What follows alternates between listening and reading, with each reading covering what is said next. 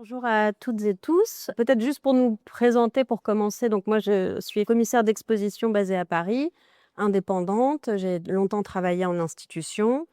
Commissaire d'exposition, peut-être je rappelle ce que ça veut dire aussi, c'est pas une évidence. Ça veut dire que je suis l'auteur de l'exposition. Ça veut dire que je choisis le sujet. Donc j'ai été invitée par Anne-Claire à réfléchir à un projet qui ferait écho au projet de la Fondation, on peut y revenir. Donc je choisis le sujet de l'exposition, les artistes, les œuvres, je fais un dialogue avec les artistes. Là, on a 9 artistes dans l'exposition, dont 3 nouvelles œuvres. Je laisse peut-être Maude se présenter et présenter Craft, et puis après on passera à la visite. Oui, bonjour, moi je suis Maud Yvon. Je représente Atelier Craft, du coup, qui est un studio d'architecture et de design basé en Seine-Saint-Denis, au nord de Paris.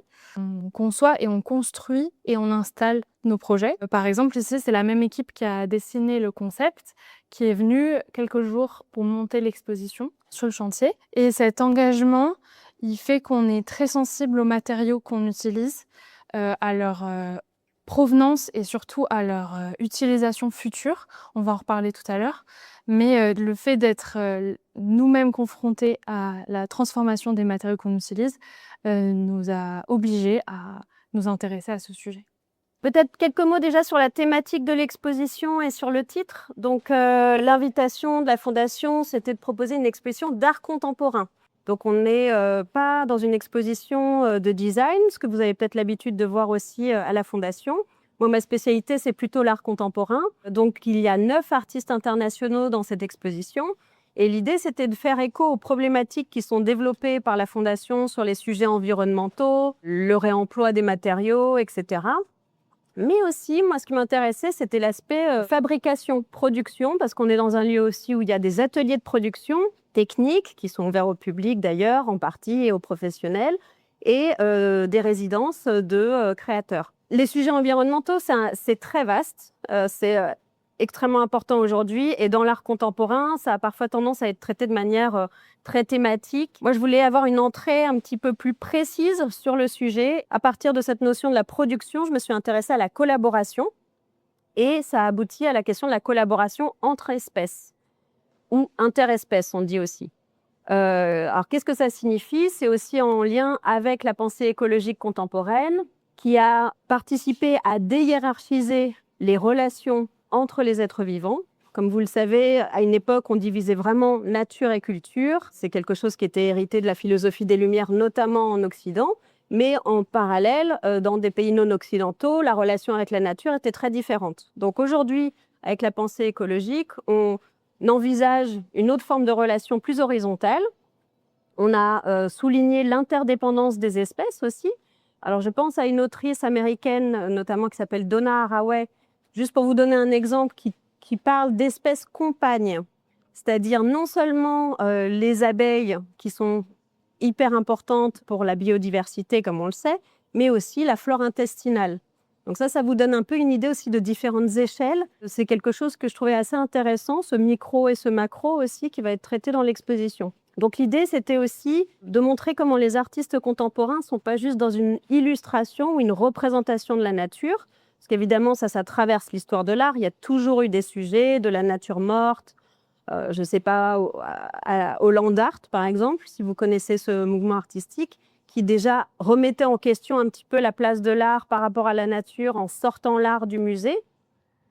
Donc voilà, c'est un sujet récurrent chez les artistes, mais l'idée là, c'est d'avoir une relation plus collaborative entre l'artiste et le vivant et d'être moins dans une sorte de domination voilà, de l'être humain comme on a pu le penser pendant très longtemps. Alors la typographie, elle a été développée par un graphiste avec qui on a travaillé qui s'appelle Théo David-Géhin, qui collabore souvent avec Craft. En fait, Théo est parti vraiment du sujet de l'exposition pour faire des recherches, pour trouver une typographie. Et puis, c'est une recherche de papier aussi et d'encre. Donc, vous remarquerez que l'encre sur tous les supports n'est pas noire. C'est des encres plutôt dans les marrons qui sont liées à des encres végétales, etc. Donc, il y a tout un travail aussi qui finalement rejoint, qui fait partie de l'exposition, quoi. Et donc la typographie, effectivement, elle est assez particulière parce qu'il s'est inspiré du travail de Björn Karman, qui avait expérimenté avec des arbres, en gravant des lettres sur des troncs d'arbres et en documentant comment l'écorce se cicatrisait au fur et à mesure. Donc les lettres que vous voyez, qui sont un petit peu plus, disons, boursouflées, c'est formé à partir de cette observation. Biancarmen parle d'une vraie collaboration avec l'arbre, d'ailleurs. Donc pour nous, ça faisait complètement écho au sujet de l'exposition. On a eu son autorisation, d'ailleurs. C'est une typo qui est en accès libre aussi, voilà. Et Théo, le graphiste, a finalement inséré ces lettres dans les textes de l'exposition selon un protocole un peu aléatoire, un algorithme, pour qu'elles émergent voilà, de manière un petit peu spontanée et pas systématique, la question de l'aléatoire étant assez présente dans l'exposition. Donc le titre, je ne sais pas, peut-être vous l'avez senti, c'est comme le nom d'une fable. Je pense que la forme de la fable est assez présente dans l'imaginaire collectif et aussi souvent une manière de portraiturer des relations entre les animaux, souvent, mais aussi pour parler des hommes. Voilà, traditionnellement, la fonction de la fable. Et ce qui m'intéressait, c'est que ça faisait écho aussi aux pratiques de certains des artistes ou certaines des artistes dans l'exposition, notamment la première artiste dont on va parler, Lynn Messaïd, qui elle-même a écrit des fables en fait pour accompagner son travail pendant sa carrière. Alors j'ai choisi ces deux termes, le singe et l'argile, pour toucher à la fois le règne animal et le règne minéral. Et je voulais incarner l'exposition avec des personnages de l'exposition. Donc ce sont des références à des œuvres qui sont dans l'exposition. Voilà. Alors, on va avancer un petit peu et je vais vous présenter alors, notamment ce bas-relief qui a été réalisé par la même artiste que la sculpture un peu plus loin et l'œuvre en métal au fond. Je vous laisserai les regarder un petit peu tranquillement et après on parlera de cette pièce là ensuite. Donc voilà, ça c'est un travail. Donc les pièces figuratives, le bas-relief ici, la sculpture et la pièce en métal au fond, ce sont des œuvres de Lynn Messaïd, qui est une artiste décédée malheureusement il y a quelques années, à une cinquantaine d'années, qui était irako-allemande et qui était elle-même dans sa vie une activiste pour la cause animale. Donc c'était intéressant aussi parce que il y a beaucoup d'artistes qui ont un travail très socialement ou politiquement engagé et se posent toujours un peu la question de comment leur travail reflète cela.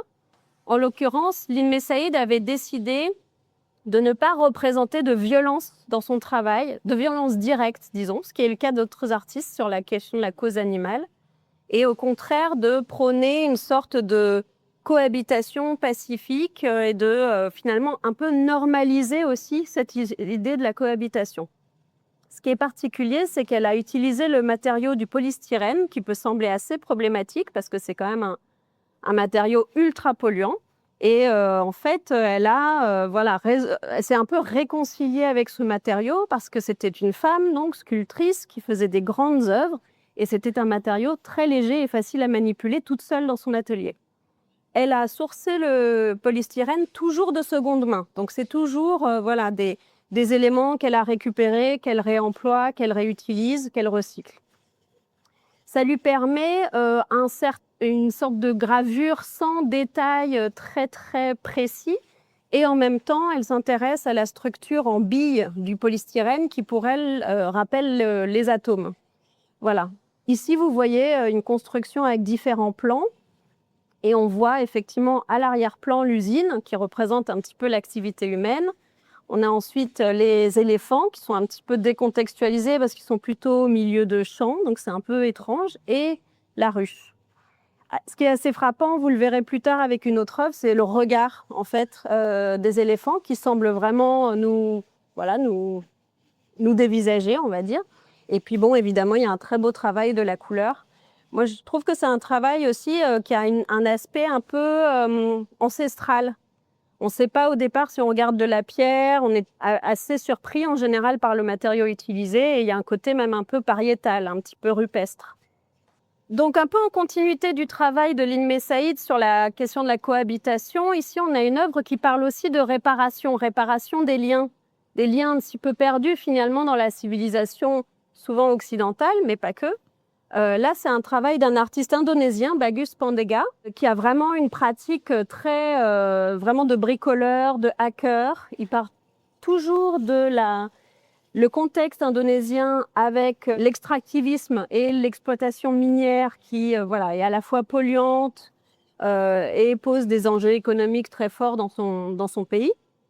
Et donc, il y a souvent voilà, cette question de la ressource naturelle qui est au cœur du travail, mais souvent dans des machines. Alors, comprendre comment cette machine fonctionne, c'est assez complexe. Je vais essayer de vous en dire quelques mots. Mais après tout, ce n'est pas forcément non plus l'essentiel. Ce qu'il faut savoir déjà pour commencer, c'est que c'est une machine qui produit de l'oxygène de manière semi-artificielle, on va dire. Elle commence par capter de l'oxygène dans l'espace, donc elle est vraiment en relation avec nous et avec l'espace d'exposition. Cet oxygène va faire son chemin jusqu'à un réservoir, un des deux réservoirs blancs. Et en parallèle, on a des capteurs qui sont posés sur la plante qui est au sommet, qui captent les signaux envoyés par la plante et renvoient des signaux électroniques dans les différents éléments, parce que c'est vraiment une machine, enfin, comment dire, il y a un ordinateur au cœur de la pièce. Alors vous allez voir, au fur et à mesure, il y a différents cycles qui se produisent. À un moment donné, l'oxygène va être rejeté dans la machine et le surplus va aussi sortir de l'autre côté. Alors il a utilisé des fleurs artificielles en bas aussi pour accentuer cette tension, on va dire, entre le naturel et l'artificiel. Tout autour, vous avez des minéraux ou des minerais typiques de la région. Alors il y a du nickel, bien sûr. Il y a aussi de l'azurite, voilà, du quartz, voilà, différents éléments. Et en fait, j'attends un petit peu pour voir si elle va se mettre en route, mais il y a un moment où vous allez voir une séquence lumineuse et aussi une séquence musicale qui sont en fait des signes, des manières de signifier qu'on passe à un cycle d'expiration et que finalement, c'est une machine finalement qui respire, qui commence par inspirer et qui expire ensuite. Ce qui est intéressant, c'est qu'il parle de ce travail et de son origine, aussi par rapport à un épisode qu'on a tous et toutes bien connu, qui est la pandémie du Covid. En fait, face à la pénurie d'oxygène, il a vraiment, je ne sais pas, je pense, eu une urgence à produire cette œuvre en se disant il faut qu'on puisse être autonome, il faut qu'on puisse produire de l'oxygène si on en a besoin, si ma famille en a besoin. Donc il y a un fond assez tragique dans la pièce et en même temps, voilà, c'est aussi, je pense, quelque chose qui est porteur d'espoir. C'est une pièce qui a l'air très futuriste comme ça. Voilà, je ne sais pas si vous avez des questions peut-être dessus. Je ne sais pas si c'était très clair. La plante tout en haut, elle est assez significative. C'est une plante qu'on trouve un petit peu partout, mais qui en Indonésie est utilisée dans les cimetières. Donc voilà, il y a plein de petits détails. La poterie a été faite par un potier local en Indonésie. C'est une terre qui intègre du nickel, enfin qui a du nickel à l'intérieur. Donc voilà, tout est en fait plein de détails et l'artiste est venu installer la pièce ici et jusqu'au dernier moment effectuer des petits réglages.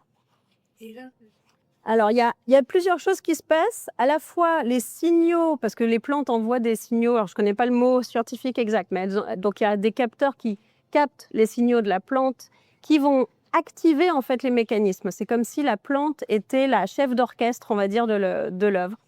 Donc il y a ça d'une part. Et après, une partie des tubes sert aussi à alimenter la plante en eau.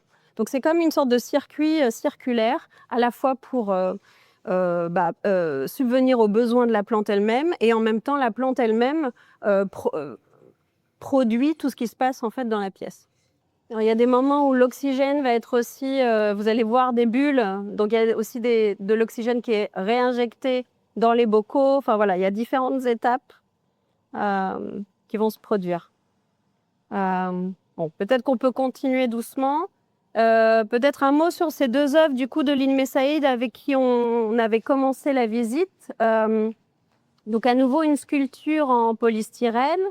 Ici c'est un duo constitué de Enkidu et Chacal. Enkidu c'est un personnage du récit Le Voyage de Gilgamesh, qui est un récit mésopotamien, qui est un des plus vieux récits connus, voilà, avant évidemment l'invention de l'écriture. Ils sont tous les deux comme ça en position d'égal à égal. Je pense que ça, c'est assez clair et en position assez méditative. Ce qui est assez beau, c'est que les organes vitaux de chacal sont rendus visibles aussi pour voilà, montrer que ce sont les mêmes organes que l'humain. Après, Enkidu a une histoire particulière dans l'histoire de Gilgamesh. C'est le compagnon de Gilgamesh. Et en fait, il commence son histoire où il est façonné justement par une déesse à partir d'argile. Et il vit parmi les animaux parce qu'il pense qu'il est un animal au départ. Donc, il y a juste un moment où il prend conscience de cet état et à ce moment-là, il rejoint Gilgamesh. Donc voilà, il y a également une référence un petit peu à ces mythes fondateurs qui fait que voilà, il y a cet aspect un peu intemporel aussi dans le travail.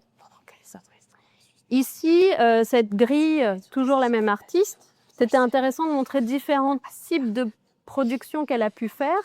Elle a fait toute une série de grilles de ce type, qui sont donc des grilles en acier laqué, qui ressemblent à des grilles, à des portails de ferme ou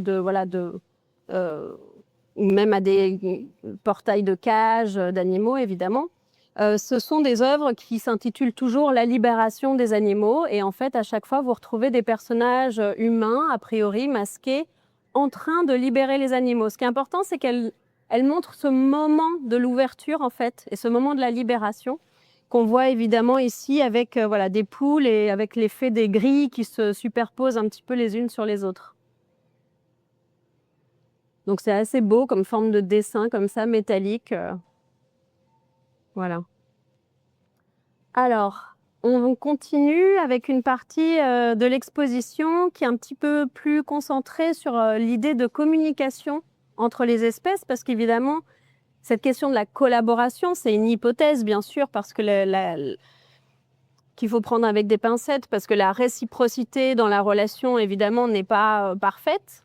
Et donc, évidemment, parce qu'il n'y a pas de langage commun. Donc, ici, vous avez une œuvre d'un artiste japonais qui s'appelle Shimabuku, qui part d'une anecdote un petit peu étrange. C'est ce qu'il raconte sur le texte. Ça, c'est le texte de l'artiste. Les cactus font partie de l'œuvre. Elle rappelle un petit peu voilà, le décor que vous voyez dans la vidéo.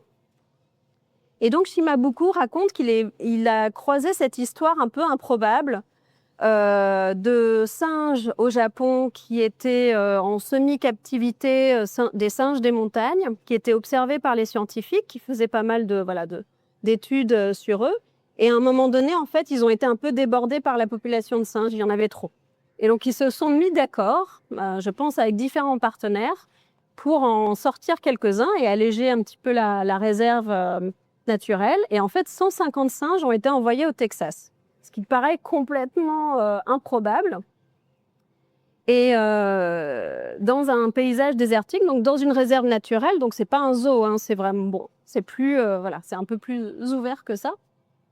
Mais ça veut dire un changement considérable d'environnement, quoi, tout simplement. Donc, Shimabuku est resté avec cette histoire et quelques décennies plus tard, il a eu l'occasion d'aller voir les héritiers ou les descendants de ces singes et se pose la question, hein, c'est ce qu'il décrit avec un peu d'humour, de savoir s'ils ont été un peu américanisés. Enfin, voilà, comment ils se sont adaptés en fait au contexte.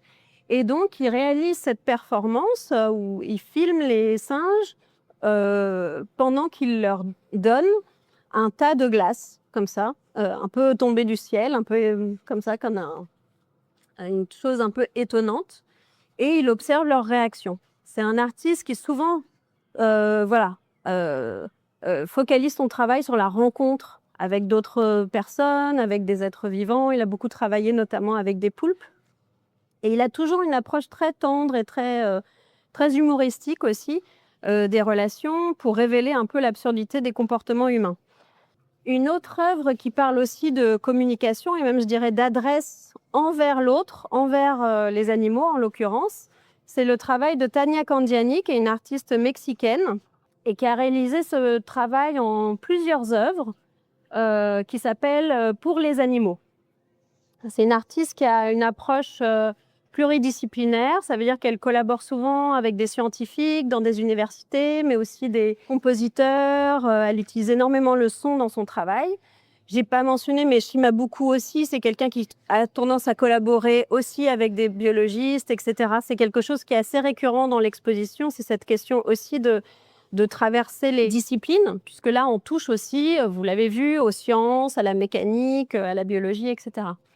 Donc le travail de Tania Candiani, il est lié à ce site qu'on voit dans la vidéo. C'est dans le désert d'Arizona, un monument, on va dire, géologique assez particulier qui s'appelle Hole in Rock, parce que vous avez cette énorme roche qui est percée d'un trou et qui a servi il y a longtemps de cadran solaire par les populations environnantes. Elle place l'œuvre quand même dans un contexte contemporain qui est celui de la frontière entre les États-Unis et le Mexique, des difficultés migratoires qui sont posées par le mur qui sépare cette frontière et en fait les répercussions de cette activité humaine ou de ce contrôle humain sur les animaux du désert.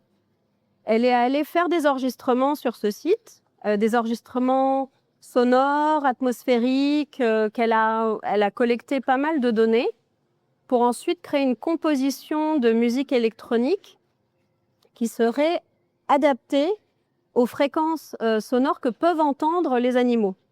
Donc c'est ce que vous allez voir aussi dans les dessins après. Il y a 6 portraits d'animaux du désert qui sont représentés tout en haut. En dessous, vous avez leur oreille interne. Donc ça rejoint aussi la question de répertorier le vivant, hein. On pense à des planches de biologistes, etc. En dessous, vous avez la fréquence justement adaptée à cet animal et son oreille externe. Ici, c'est le dispositif qu'elle utilise, qu'on voit dans la vidéo, où elle est allée rejouer, en fait. Donc, une fois qu'elle a composé cette musique, on va dire, elle est allée faire un concert pour les animaux. Donc, sur le même site, en utilisant ces petits instruments de percussion que vous pouvez voir là dans la vidéo et qui sont repris ici, voilà, qui tapotent contre la roche, qui créent des vibrations et qui participent à la création de la bande sonore. C'est une musique, du coup, adaptée à chaque animal, mais surtout, ce sont des fréquences d'apaisement. Son idée étant de créer des sortes de berceuses, en fait, ou des formes d'apaisement pour ces animaux.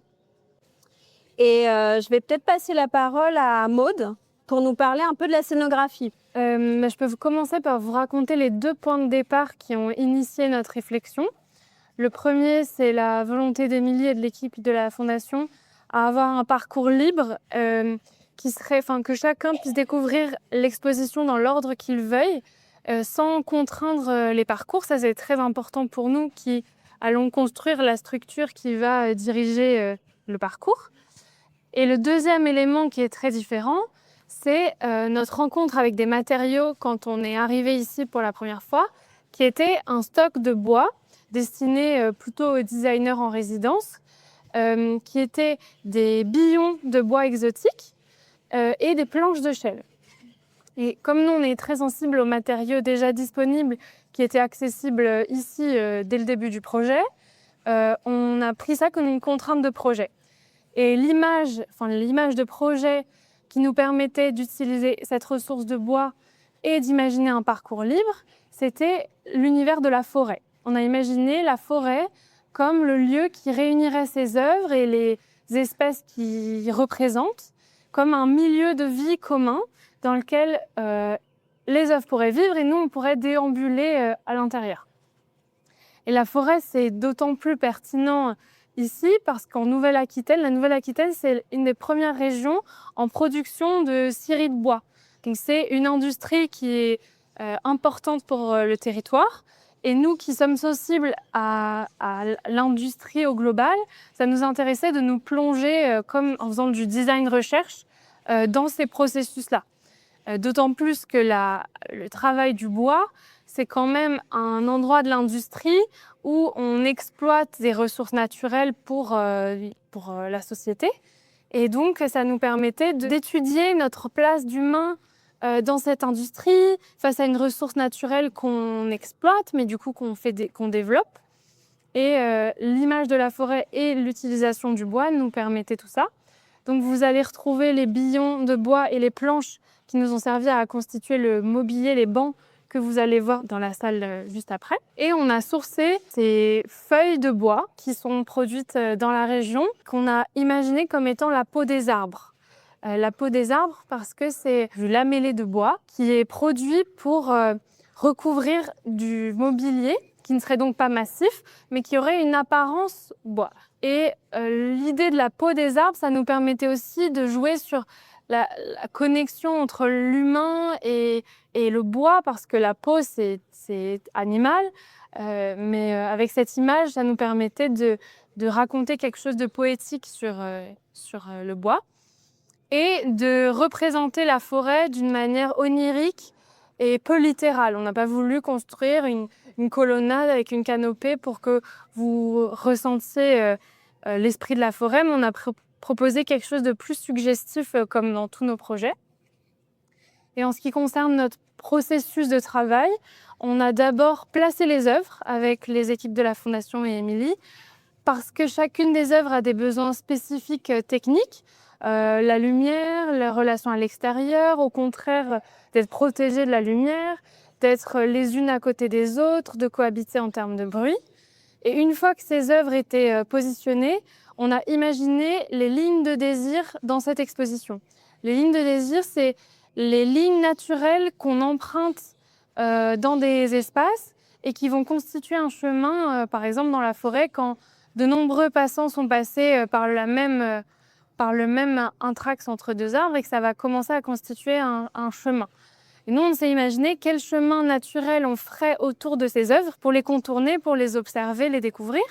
Et on a construit la scénographie comme une réaction à ces lignes naturelles pour qu'elles accompagnent nos circulations libres plutôt que les contraindre. Et c'est pour ça que les courbes sont amples et accompagnent le mouvement naturel. Une fois qu'on est arrivé en conception, notre idée, c'était d'exploiter un des outils de ce bâtiment qui est incroyable, qui est ce plafond, qui nous permettait de suspendre la scénographie, de vous représenter une forêt qui serait très aérienne, qui serait suspendue à ce plafond technique, qui nous permettrait d'installer des rails métalliques et de suspendre la peau des arbres en hauteur, la laissant libre au sol. Elle peut être sensible au mouvement, au vent. Vous pouvez la toucher aussi, bien sûr. Et de lui permettre de vivre de manière libre comme nous dans le parcours ou comme les animaux et végétaux de l'exposition. Et enfin, notre ambition dans tous nos projets, c'est de produire des choses qui seraient réversibles et qui pourraient continuer d'être transformées après que nous, on les ait utilisées. Cette exposition, elle dure 6 mois. Il est hors de question qu'elle aille à la poubelle à l'issue de cette exposition. Donc toutes les ressources, elles sont démontables. Les billons, les planches, la peau des arbres, même les ressources métalliques peuvent être démontées, dévissées et remises à la disposition des artistes ou designers de la Fondation qui pourront à leur tour réinterpréter ces ressources qui sont tout à fait nobles et qui seront inchangées puisqu'on ne les teint pas, on ne les peint pas, on ne les colle pas. Tout est démontable d'une manière très simple avec des écrous papier. Merci Maude. Ce qui est assez remarquable, en fait, c'est effectivement la légèreté du dispositif, alors que c'est assez monumental quand même. Et donc, ces planches, enfin ces pots, elles sont arrivées superposées les unes sur les autres. Au final, c'est un volume pas énorme. Oui, en fait. c'est ça. C'est ça qui est assez impressionnant aussi. L'intérêt, c'était aussi qu'on avait besoin d'occuper l'espace d'une manière très forte à la hauteur de l'exposition, avec le moins de matière possible. Et ces feuilles, elles nous permettent ça que de contenir très peu de bois et d'avoir de la hauteur, du volume, de protéger les œuvres les unes des autres d'une manière assez facile finalement. Et on voulait garder quand même le caractère de l'espace, parce que c'est un espace très beau, et puis une lumière naturelle, mais voilà aussi atténuer la lumière trop forte qui vient de l'extérieur l'après-midi. À nouveau, compartimenter sans séparer. Donc, je pense que c'est une solution assez subtile. Et vous pouvez voir les motifs qui se répètent sur chacune des feuilles. C'est que c'est des fines lamelles qui sont assemblées parce que pour fabriquer une feuille comme ça, on crée des lamelles dans une planche de bois très fine et donc le motif du bois se reproduit plusieurs fois et sont mises côte à côte, ce qui crée le motif répété sur certaines feuilles. Du coup, on continue avec la forêt. On est dans un peu une forêt d'écran avec un travail d'une artiste japonaise qui s'appelle Aki Inomata, qui a un travail assez étonnant, j'ai envie de dire, parce que toute sa pratique est basée, comme elle le dit, sur la collaboration avec le vivant. Elle a travaillé avec des castors, avec des bernards l'ermite, souvent de manière non invasive, c'est-à-dire par exemple avec les bernards l'ermite, elle va créer des coquilles qu'elle offre ensuite à l'animal et évidemment libre à lui de s'en emparer ou pas. Ici, c'est un peu le même cas de figure. Il y a un intermédiaire entre l'artiste et l'animal. Donc, ce sont des chenilles de papillons appelées des Psychedae. On appelle le stade de la chenille aussi ver à sac. C'est-à-dire ce sont des chenilles qui ont la particularité de ne pas tisser entièrement leur cocon en soie, mais de glaner des éléments différents, des brindilles, des feuilles, etc., et de les assembler avec la soie qu'elle produit.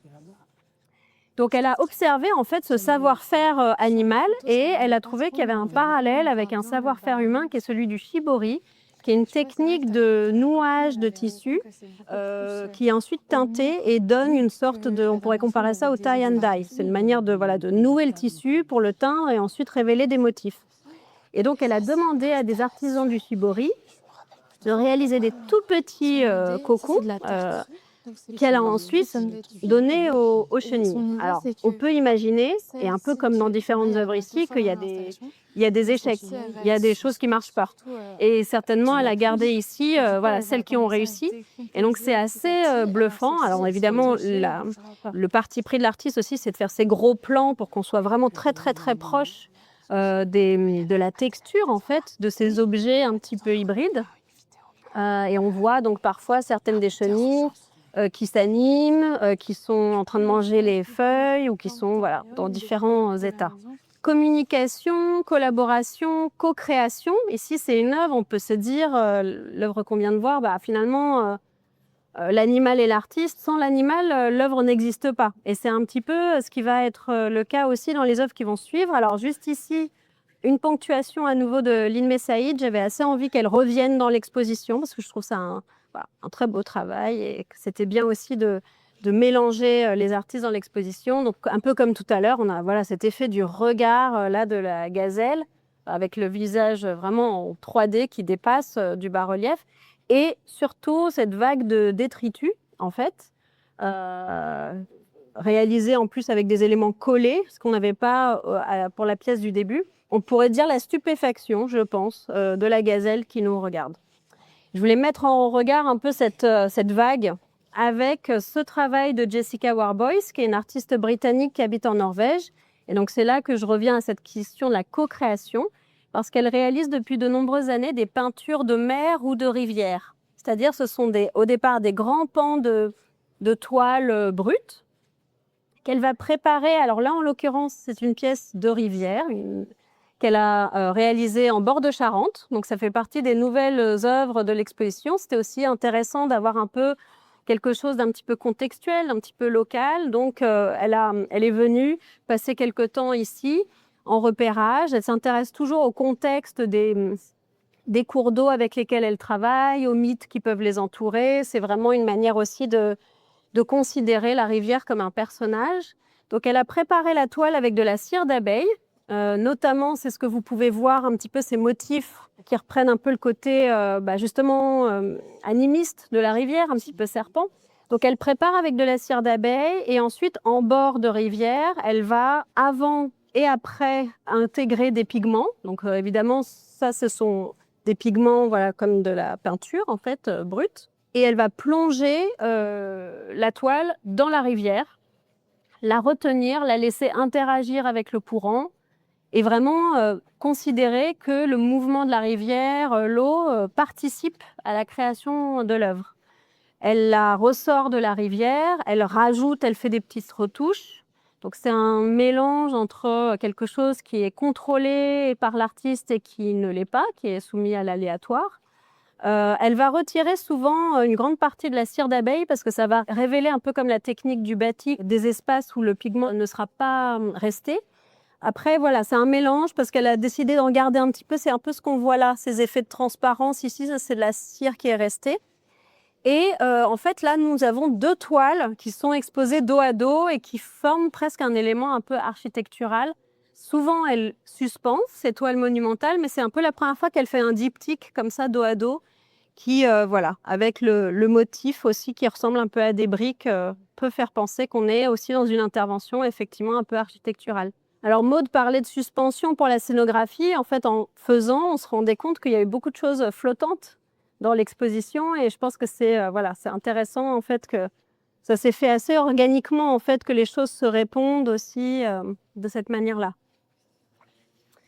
Alors une autre œuvre qui part un peu sur ce principe de co-création, c'est le travail de Trevor Young ici. Également une production de l'exposition, une nouvelle œuvre que l'artiste est venu produire sur place. C'est un artiste de Hong Kong qui travaille beaucoup avec les plantes, les aquariums. Il travaille beaucoup en fait à partir de cette notion qui s'explique aussi par son contexte à Hong Kong, qui est une mégalopole, de la nature un petit peu contrôlée. Les aquariums, les plantes en appartement, etc. Ça, c'est des choses assez récurrentes.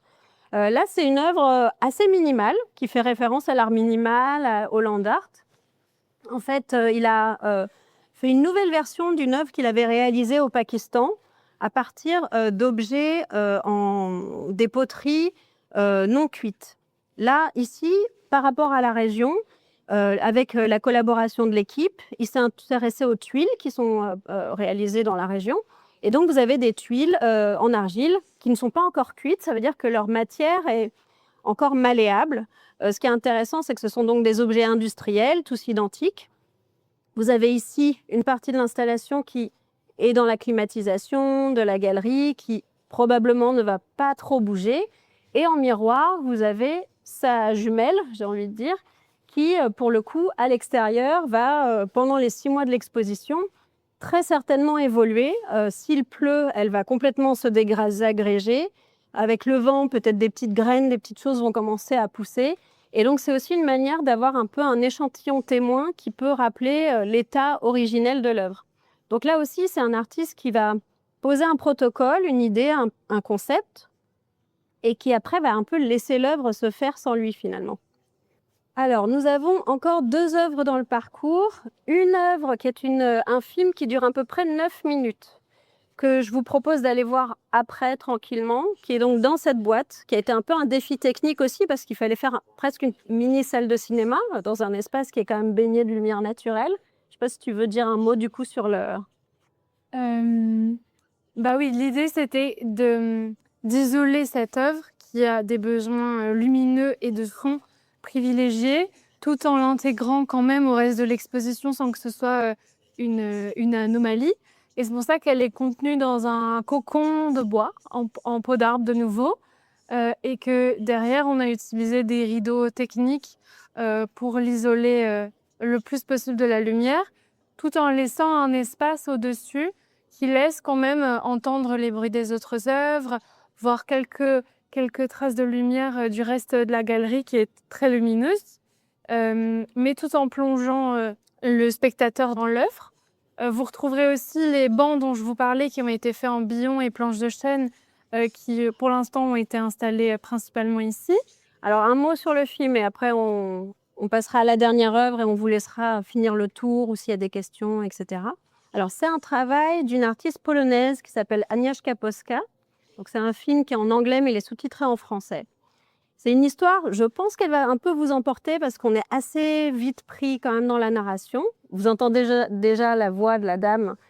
Et en fait, le principe, c'est que ça imite une sorte de documentaire éducatif un peu vintage, on va dire, qui raconte une préhistoire de la symbiose entre les plantes à fleurs et les humains. Une époque reculée où les humains, en fait, ne pouvaient pas se reproduire sans les fleurs. Les fleurs étaient géantes. Donc, elle explique tout ce processus jusqu'à un moment où il y a quand même un renversement de pouvoir et où finalement, on arrive un peu à ce qu'on connaît aujourd'hui, c'est-à-dire une reproduction voilà, sans l'aide des plantes, mais une exploitation surtout des plantes par les humains. L'image est très impressionnante aussi, donc le son, on parlait de la voix, mais il y a voilà, l'orgue que vous entendez, etc. Donc c'est très immersif. Mais l'image, vous allez voir, est assez étonnante. Elle est partie d'images d'archives de de films de fleurs et de plantes, et notamment ces films en accéléré où vous voyez les fleurs qui sortent de la terre, qui fleurissent et qui sont toujours un peu étranges, c'est un peu surréaliste. En fait, elle a repassé cette archive des années 40-50, on va dire, elle l'a nourrie dans une intelligence artificielle. Du coup, vous obtenez une flore qui est assez surréaliste, un peu aquatique, un peu mécanique, un peu très vibrante, très psychédélique aussi. Donc voilà, je vous invite à découvrir le film en fin de parcours parce qu'il est assez singulier. Pour finir, on arrive à un travail un petit peu plus classique, un peu plus proche du documentaire aussi. Donc c'est la 3e production de l'exposition. Les autres œuvres sont des œuvres plus ou moins récentes, mais qui existaient déjà, qui pour pas mal d'entre elles n'avaient jamais été montrées en France. Ici, c'est le travail de Robert Zahorenwick, un artiste de Singapour. Donc c'est tout ce mur avec ses chapitres colorés. Vous avez 3 vidéos, vous avez un ensemble de photographies, il y a des textes écrits par l'artiste. En fait, je lui ai proposé de revenir un petit peu sur plusieurs années de travail pour montrer aussi la démarche de certains artistes qui se rapproche vraiment de celle des chercheurs. C'est quelqu'un qui a vraiment un travail de terrain, qui fait des enquêtes, en fait. Et notamment, il s'intéresse beaucoup à la question du réensauvagement. Lui, il appelle ça la nouvelle nature, c'est-à-dire des endroits de forte activité humaine, mais qui sont délaissés aujourd'hui. Alors, c'est pour ça que vous allez voir, il y a des piscines abandonnées, il y a des choses un petit peu comme ça, un petit peu des ruines, on va dire, du capitalisme aussi, mais qui sont réinvesties par la nature, les animaux, etc., d'une manière un peu inattendue. Là, on voit cette piscine, il va décrire un peu la vie qui se passe autour. Une des vidéos en noir et blanc, c'est un tronc d'arbre, d'un arbre mort qui s'est effondré dans la forêt. Et le titre du film, c'est Ce que voit un arbre. Donc, il se place aussi du point de vue de l'arbre. Et en fait, on voit toute la vie qui grouille autour de cet arbre. Ou encore celle du milieu, qui est vraiment c'est comme des petites caméras de surveillance qu'il pose, un petit peu comme les documentaristes animaliers, puis il vient récupérer, après il monte, etc., toutes ces images, toutes ces heures de rush, pour révéler, en l'occurrence ici, les habitudes nocturnes de certains animaux qui viennent boire dans des bols d'eau qui ont été posés par la population. Et en fait, on voit se succéder des oiseaux, des ours, enfin, c'est assez extraordinaire. Et ce qui est assez intriguant aussi, c'est la hauteur d'accrochage des images. J'ai eu une question là-dessus hier. Il n'a pas donné énormément d'explications, mais la manière dont moi je l'ai interprété, c'est que justement, c'était une manière de déhiérarchiser les choses et de montrer comment on se met aussi à hauteur d'eux. Donc on est dans le micro, parfois vraiment focalisé sur un petit lézard. On a une photo d'un chien qui est très belle, mais qui est couché au sol. Et du coup, la photo, elle est très basse, comme si on était... fallait se baisser pour... Donc, je pense que c'est un peu un geste aussi d'humilité par rapport au monde vivant qu'il regarde. Voilà, merci beaucoup pour votre attention.